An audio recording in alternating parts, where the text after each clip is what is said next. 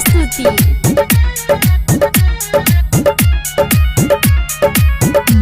लड़की कहेली सा ई शराबी हो, लड़की कहेली सा ई शराबी हो। तू ही बताव पिला में कौन ई खराबी हो।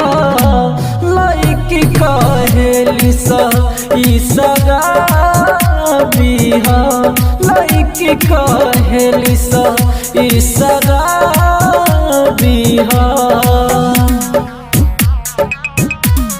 लड़की कहेली सा ई शराबी हो। Mix by AG recording studio.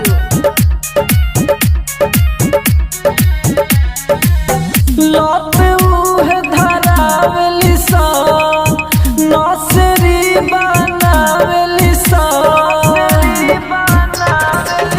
गलती करके अपने बाकी दोसर के ठहरावेली सा।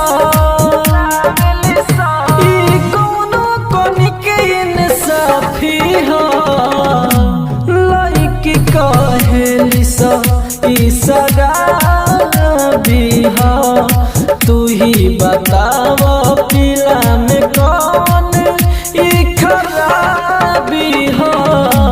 लड़की कहेली सा ई शराबी हो, लड़की कहेली सा ई शराबी हो।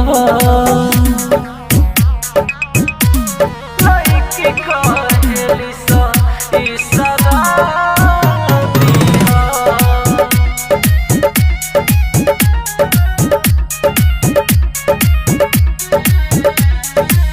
सोना राजधानी खत्म भइल कहानी।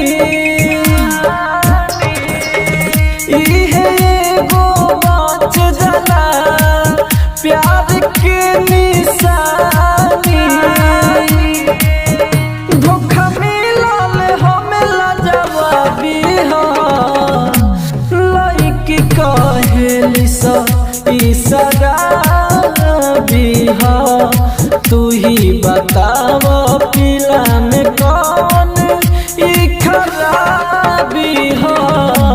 लड़की कहेली सा ई शराबी हो, लड़की कहेली सा ई शराबी हो। Mix by AG recording studio, Roshanpur Sapaha.